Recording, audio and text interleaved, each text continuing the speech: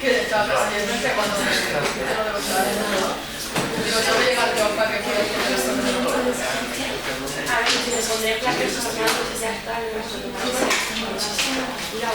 es que yo no sé a qué hora porque tiene que abrir tu clase.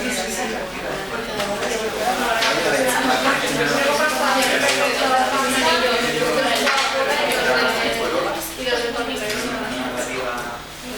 los del Málaga por el distrito del Campo y una de naranja. Sí, sí, yo una de naranja. Eso para que salga. Por eso claro, la imagen porque bueno, la de menos estaba un poco sí, sí.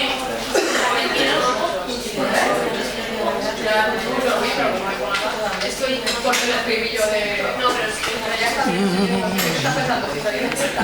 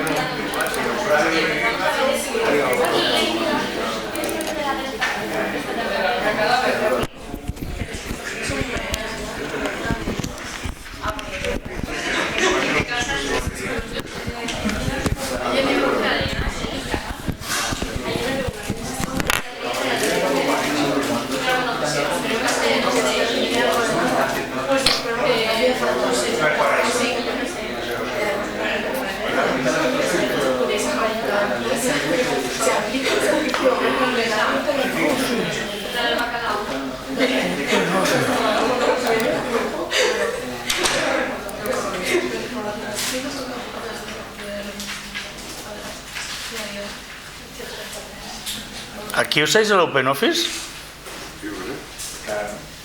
Claro. ¿Pero no usáis el PowerPoint de Microsoft? ¿No lo tenéis? No. Sí, el PowerPoint. Creo que no, Es que sigue pagarlo. Nosotros aquí somos... Me parece muy bien, es que igual se escoña todo, pero bueno, vale. Esto fuera. No sé ahora cómo saldrá la presentación, pero a ver, esto funciona igual que... no funciona igual. ¿Cómo se hace aquí la presentación?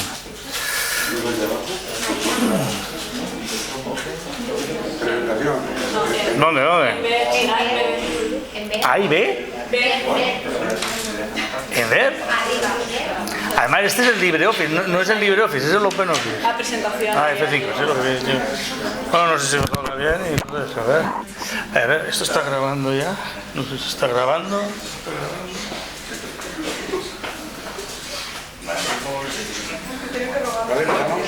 Cuando quieras, sí. Bueno, buenas tardes a todos. Para los nuevos, y estáis aquí por primera vez, pues contaros un poco de qué va esto de este seminario y luego paso a presentaros al ponente de hoy. El seminario de metaformación es una actividad que hacemos en el hospital todos los meses, normalmente los últimos viernes de cada mes, salvo dificultades de calendario, y que es una idea que llevamos haciendo desde hace varios años y que grabamos en vídeo gracias a la colaboración de Antonio y que está colgado en internet, en YouTube, para los que queráis ver los anteriores episodios.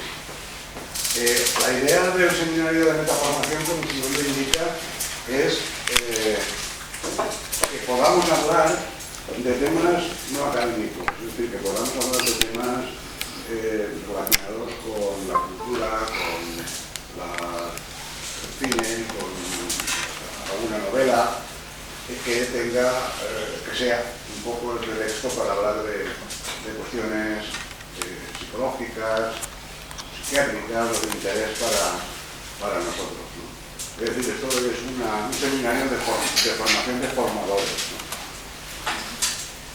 sentido, pues vamos haciendo actividades y hoy le toca precisamente a Antonio Grandío, que no es baladí que esté aquí, porque hace 2 días presentó la tesis en la Universidad de Berlín y es su segunda tesis, porque Antonio es psicólogo tardío, es decir, porque su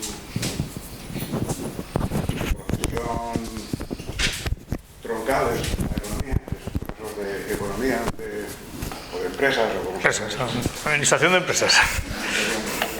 De la UCI, y siempre le ha dado a su actividad profesional un enfoque, podríamos decir, relacionado con la conciencia, ¿no? En este caso con la conciencia global, del dinero, si es que eso existe.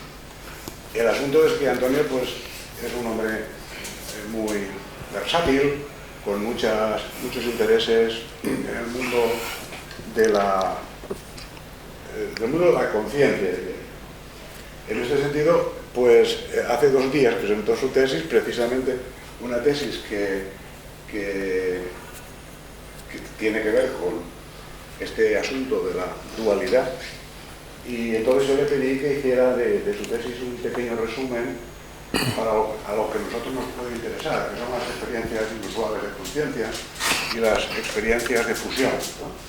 Este tipo de experiencias que algunos de nosotros hemos tenido la suerte de visitar alguna vez en nuestra vida y que la llamamos eso.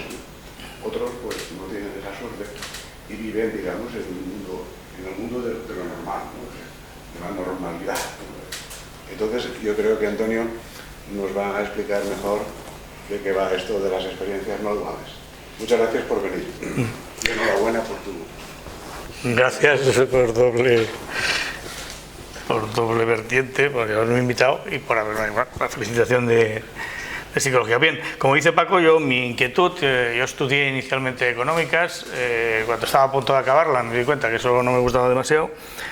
Pensé en hacer biológicas, pero me dijeron que había que hacer hacer cosas con plantitas y todo eso, y había que ir a clase. Bueno, chipum, hice psicología.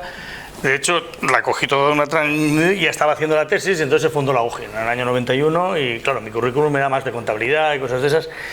Y bueno, pues eso lo tuve que aparcar, ¿eh? Entonces, pues la tesis de allí la acabé en el 96, me doctoré en empresa, y 20 años después, yo puse una transparencia diciendo 20 años que pues acabé la de psicología con una vieja, pues no sé si queréis, ilusión que yo tenía, pues de hablar de este tipo de experiencias, las experiencias cumbre y tal.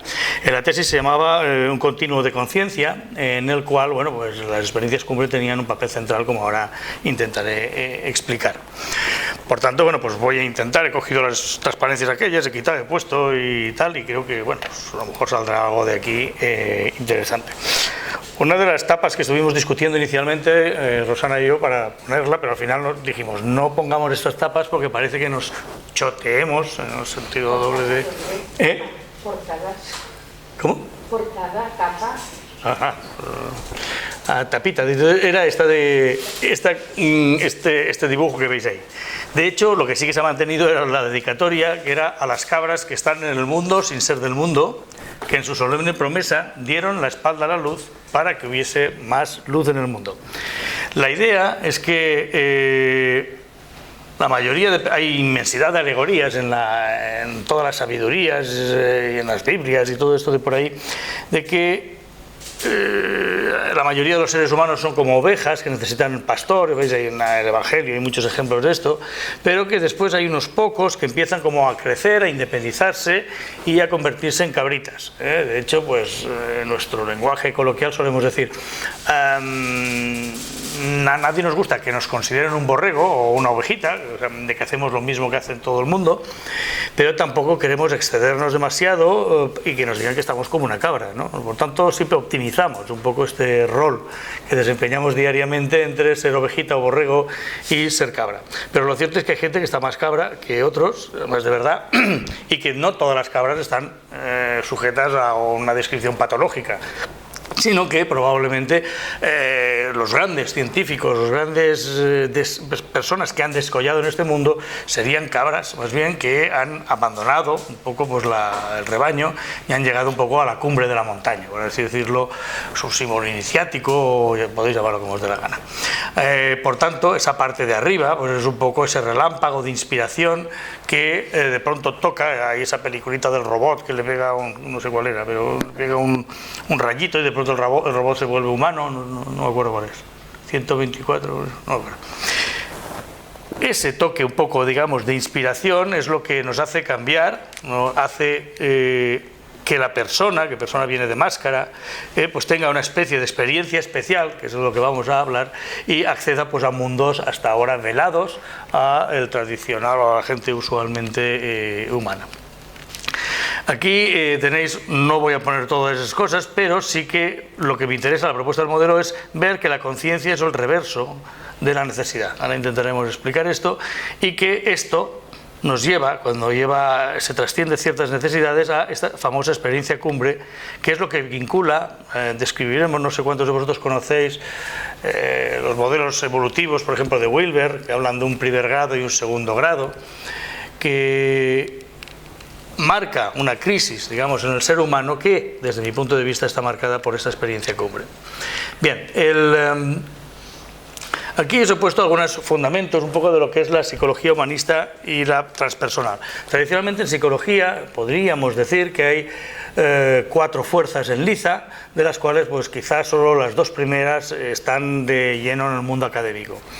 La primera corriente es la psicodinámica, la psicoanalítica, la que probablemente conocéis más si estáis dentro de la psiquiatría, que arranca pues de Freud y después tiene pues, sus derivaciones por Adler, Frankel y muchos más, que es lo que en psicología solemos decir la corriente psicodinámica, ¿no? El modelo hidráulico y todo esto. Por otro lado están una segunda fuerza, si se quiere, que sería algunos lo ponen la primera o la otra, esto es una discusión también académica larga, el conductismo. Por un lado está el conductismo de Pavlov, de las asociaciones sincrónicas, y el clásico, y después está el operante famoso de Skinner, ¿no? El condicionamiento de conducta y tal. Pues hay una tercera fuerza, que es lo que se llamó la psicología humanista. La psicología humanista pues arranca con Maslow, Rogers y un montón de autores, hay algo también de Jung por medio, y es una psicología que yo diría que en psicología no ha tenido casi nada de aceptación. O sea, en realidad pues se la considera como algo no científico, y donde ha tenido un boom y un éxito tremendo es justo precisamente en empresa, donde yo estoy en dirección de empresas, en recursos humanos, porque parece ser muy útil para motivar y organizar empresas y tal. Pero el mismo Maslow dijo que esta psicología humanista no era más que un paso para una cuarta fuerza de psicología, que sería la psicología transpersonal. La psicología transpersonal tiene varios supuestos que vamos brevemente a ver. Primero es que existen estados más elevados de conciencia cuyas características son las siguientes. Las experiencias superiores se percibe una interconexión entre todo lo existente. El contacto con estos estados puede ser beneficioso e incluso transformador. Dicho de otra forma, pues puede ejecutar o tener una acción terapéutica. Una característica innata del ser humano es evolucionar o autorrealizarse. Daos cuenta que ya el término autorrealización chirría.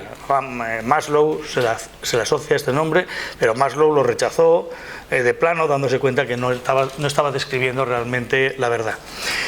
Si nos vamos al original inglés, aún nos damos cuenta que la traducción también deja mucho que desear, porque el inglés es self-actualize, y actualize se suele traducir en realizar, pero en el sentido de actualizar algo que existe en potencia.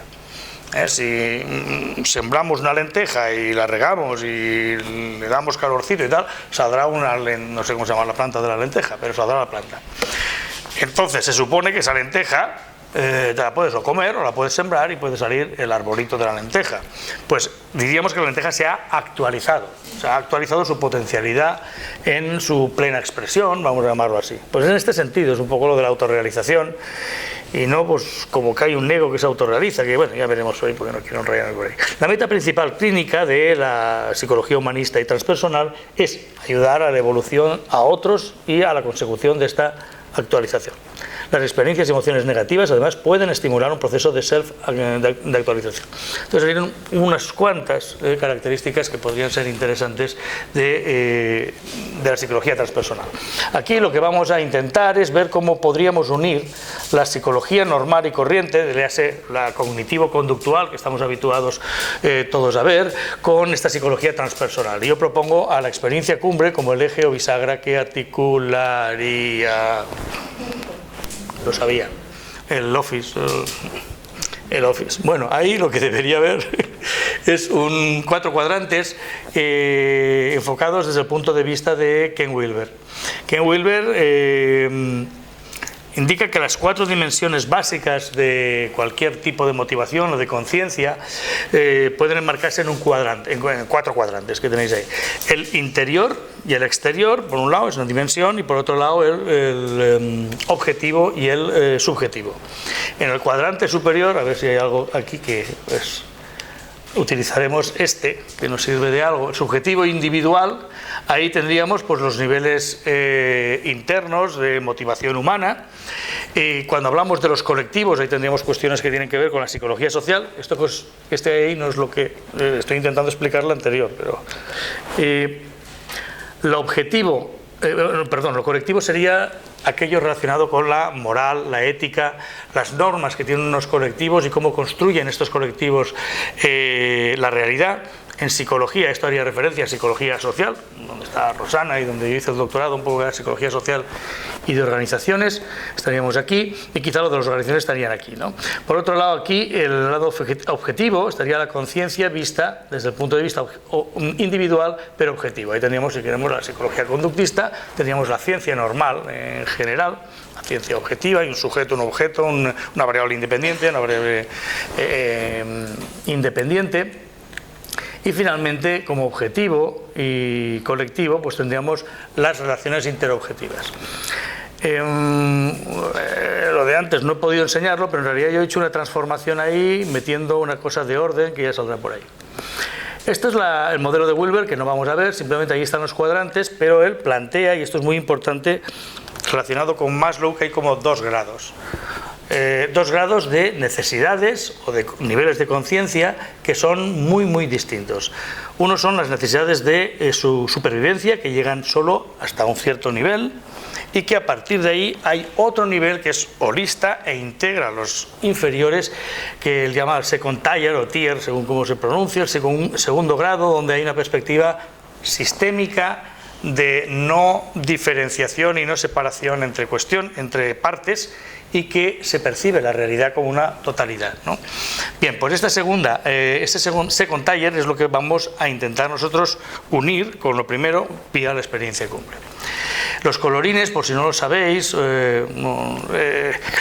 pues vamos a ver algunos de ellos. Por ejemplo, el nivel azul es un nivel, si queréis, normativo, moralista, en el cual el ser humano está como las ovejitas, funcionando de acuerdo a las normas grupales, pero en un momento determinado aparece el meme naranja, que es el meme que estamos viviendo hoy en día, que conocemos, del cual el capitalismo pues sería el sistema más obvio y externo. Es un canto al individuo, a la iniciativa individual, a la empresa, donde yo estoy, a las empresas que tienen unos fines, unos metas, etcétera, etcétera, y se esfuerzan organizando recursos para conseguirlo.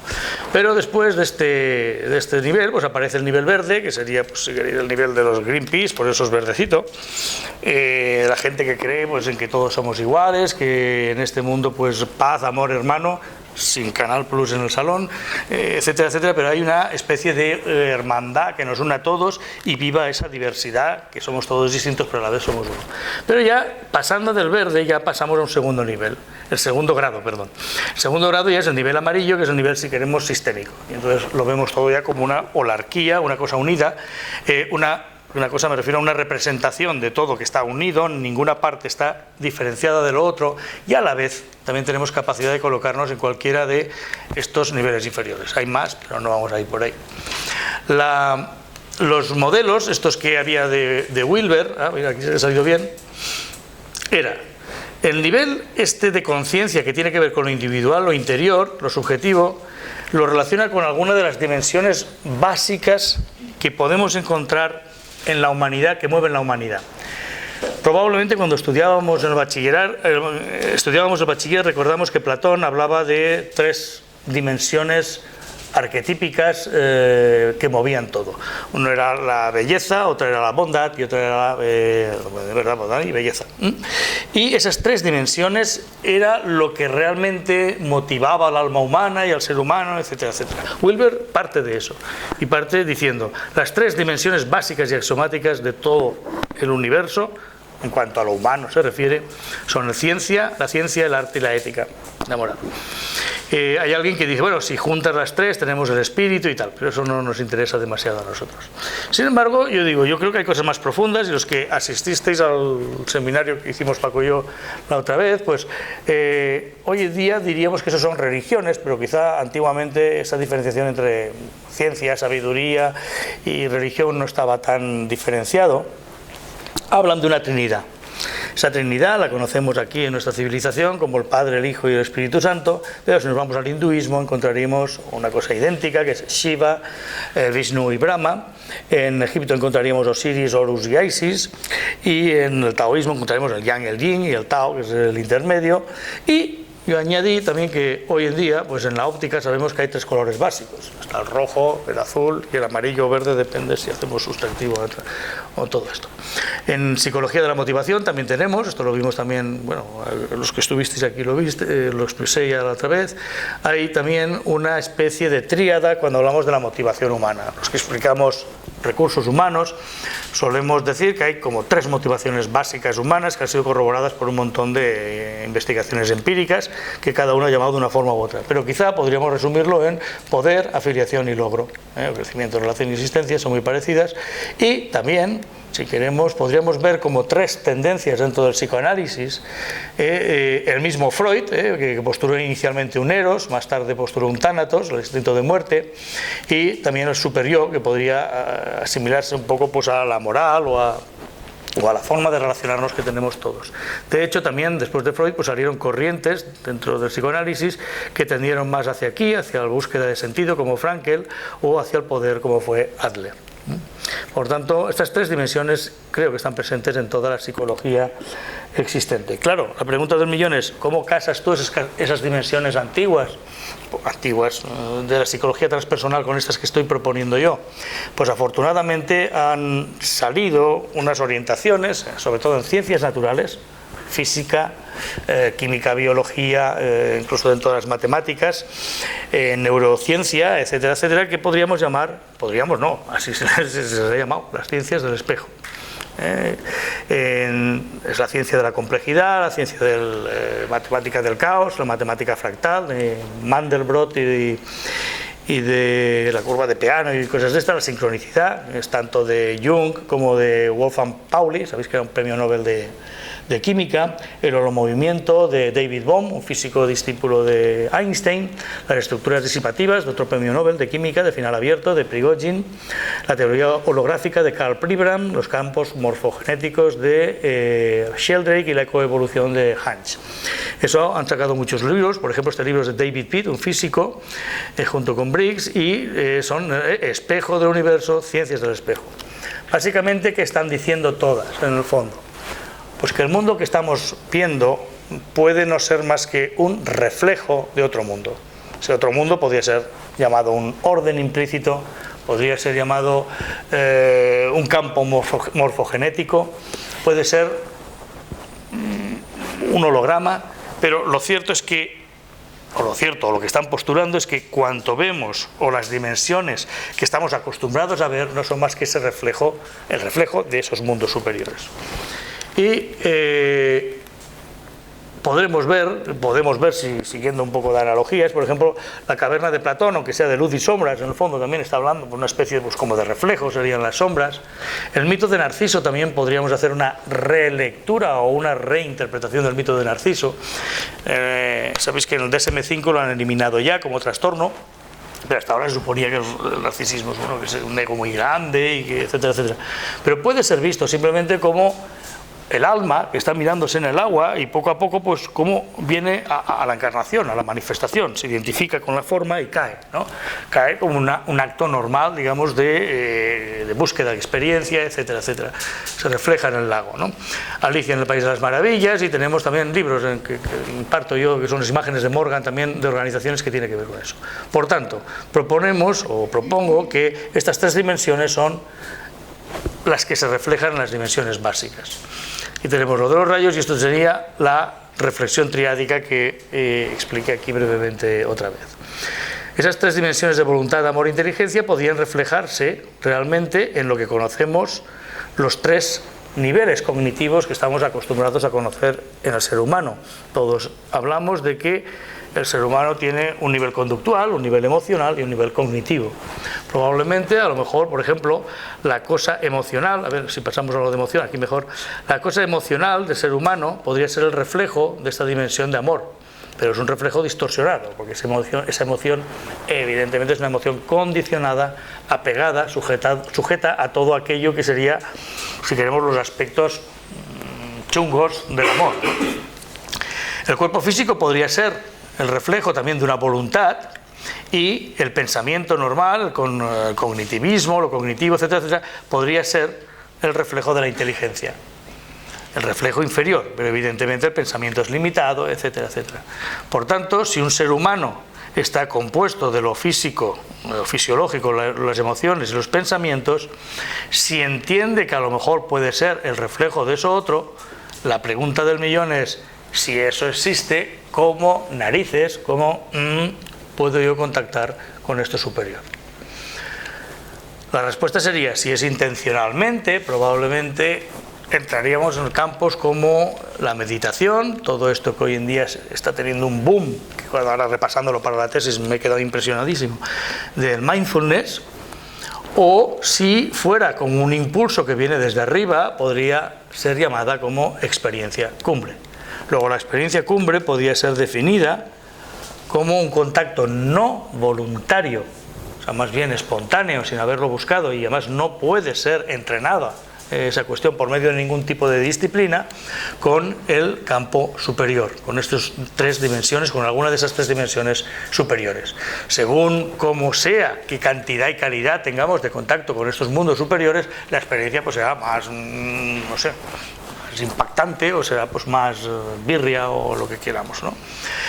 También es verdad que la personalidad puede intentar acercarse a eso, creando una especie de, comillas, tranquilidad en los tres vehículos, en esos tres niveles, el mental, el emocional y el físico, para que a lo mejor pues eso otro pueda manifestarse. Si hemos dicho que esto es una especie de espejo, pues no está mal pensar que si uno está quietecito emocionalmente, quietecito de mente, quietecito de pensamiento, probablemente entonces se reflejará mejor eso superior. Al revés, si estamos agitados, con un montón de pensamientos, un montón de emociones, un montón de agitación sensorial, etcétera, etcétera, probablemente estamos totalmente fuera de, digamos, de la capacidad de reflejar algo superior. De hecho, pues bueno, hoy en día, pues cuando un estudiante, bueno, hoy en día ya es un poco discutible esto, se pone a estudiar, se va a la biblioteca y en teoría busca un cierto silencio, una cierta quietud, abre los libros y tal. Lo digo porque hoy ya llevan todos el MP3 y bailan y todo eso y cantan, pero lo normal es buscar cierta tranquilidad para poder asimilar, aprender, etcétera, etcétera, ¿no? Luego, no es una meditación, pero es un tipo de meditación a la cual nos hemos acercado. Esto en psicología tiene una curiosa también reflejo en la evolución que ha tenido esta ciencia. Inicialmente sabéis que la psicología, desde Platón y todo esto, se supone que era el estudio de la psique, ¿no? El alma. Pero después ya aparecieron, ya pues en el siglo XIX y todo eso, la escuela de Wurzburgo y la escuela mentalista, que decía, no, hombre, no, lo que estudia la psicología es la mente, la mente. Después dijeron, no, es más bien las emociones, las pulsiones emocionales y todo eso, y ahí apareció el famoso psicoanálisis. Y después pues bajó ya a lo físico y dijeron, nada, hay que irse a lo sensorio, ¿no? A los estímulos, respuestas, etcétera, etcétera, y solo pueden verse esas cosas, no se puede ver ni presuponer que dentro de nuestro organismo hay algo, es la famosa caja negra de los conductistas y tal. El conductismo operante dijo lo mismo, y de pronto, gracias a que aparecieron estos cacharritos, los psicólogos cantaron el Kumbaya, el Aleluya, porque dijeron, che, si dentro del ordenador hay una RAM y hay un disco duro y desde fuera no lo vemos, nadie nos insultará si conseguimos decir que dentro de nuestro coco, nuestro cerebro, hay una especie también de RAM, de disco duro, y utilizar este tipo de analogía. Dijeron, vale, y entonces por los años 60 o por ahí pues apareció el cognitivismo, en el cual ya se supone que era rigurosamente científico y todo eso, hablar de esquemas, como de programas o de sets de respuesta que se llamaban entonces, etcétera, etcétera, que fueron cosas del cognitivismo. Poco a poco volvió un poco también lo volitivo, la voluntad, lo emocional, lo conativo, y eso dio lugar al constructivismo, y una evolución después, pues bueno, tomando en cuenta las emociones también, fue el humanismo. El humanismo, ya digo, que tuvo mucho éxito en las empresas. Maslow, de hecho, gran parte de sus teorías las desarrolló trabajando en empresas, y de ahí salió mucho pues la escuela de las relaciones humanas, que era esto de tratar bien a la gente, etcétera, etcétera, y bueno, y de ahí salieron pues otra vez la transpersonal, y probablemente, curiosamente, una U invertida se está volviendo al alma. Esto lo planteo como hipótesis, yo creo que sí que es así, pero bueno, eso está aún por demostrar, ¿no? Lo ha hecho con un círculo completo, el círculo esto del viaje del héroe, ¿no? De Campbell, pues, y ahora ha vuelto para allá. Bien, desde mi punto de vista, las tres dimensiones básicas de este cuadrante, yo he hecho un supercambio poniendo los rayos famosos esas tres dimensiones reflejadas. De hecho, yo estaba antes aquí la ciencia, es la que faltaba, que estaba rota, digo que es rota, que no salía la transparencia. Donde pone ciencia, yo pongo ciencia, arte también, ética también, pero aquí no pongo ciencia como pone Wilber y otros, sino que pongo la dimensión de orden. Luego, estamos hoy en día hablando de 4 dimensiones básicas de la personalidad, que es lo que buscaría todo ser humano en su vida normal. O sea, el arte, la belleza, que sería la armonía a través del conflicto, la bondad, si se quiere, la moral, una dimensión intersubjetiva, no hacer daño al prójimo, todo ese rollo, la ciencia, el conocimiento, una dimensión objetiva de ver las cosas tal cual son, y también una dimensión de orden. Esta dimensión de orden está teniendo también un boom actual en ciencias como la organización de empresas, a la cual pertenezco yo. Y soy profesor de organización de empresas, y yo creo que la ciencia de la organización tiene mucho que ver con todo esto. A su vez, esto es reflejo de lo anterior. Aquí veréis todo el modelito, y aquí en medio la experiencia cumbre, que vamos a hablar enseguida. Los reflejos, fijaros también que hay como 2 columnas. Esta columna de aquí podríamos decir que es la dimensión subjetiva o femenina, si se quiere. Sería, pues, por ejemplo, el amor, la sabiduría, el arte, y también el idealismo, la bondad, la devoción, etcétera, etcétera. Y en el otro lado tendríamos una dimensión, si queremos, más objetiva o masculina, que sería la voluntad, el espíritu, la inteligencia, la ciencia y el orden u organización. La psicología dualista normal y corriente que conocemos todos está aquí, en estas 4 dimensiones, mientras que la psicología transpersonal estaría aquí. De hecho, estas 4 partes de aquí configuran lo que se llamaría la personalidad humana, y la psicología de la personalidad se supone que estudia aquel conjunto de rasgos diferenciadores, la teoría multifactorial sistemática de las diferencias individuales, pues lo que estudia son esas diferencias que existen entre seres humanos en cuanto a persona. Pero persona viene de máscara, y lo que está diciendo la psicología transpersonal, más allá, es que más allá de la persona hay otras cosas. Si existen esas cosas, pues la pregunta del millón es, y como he dicho antes, ¿cómo narices me dice usted que existe eso superior? Mi postura, lo que yo propongo es, las experiencias cumbre son la muestra de que esas dimensiones superiores sí existen. Lo que pasa es que probablemente son de tal naturaleza, de tal intensidad o de tal significación, que el cerebro, la personalidad normal, no está capacitada para vivirlas. De modo que incluso un exceso o un acceso a estos mundos superiores sin una personalidad preparada probablemente acabaría en el desastre o en una patología pues bien conocida, más conocida por vosotros que por mí, pues en locura o en cualquier tipo de trastorno obsesivo o lo que fuera, ¿no? Entonces, lo que sí que es cierto es que la experiencia cumbre bien llevada, pues a lo mejor sí que es un motor de autorrealización, pero una experiencia cumbre, quizá accediendo a ella pues vía, no sé, drogas, cierto tipo de drogas o cierto tipo de experiencias, no sé,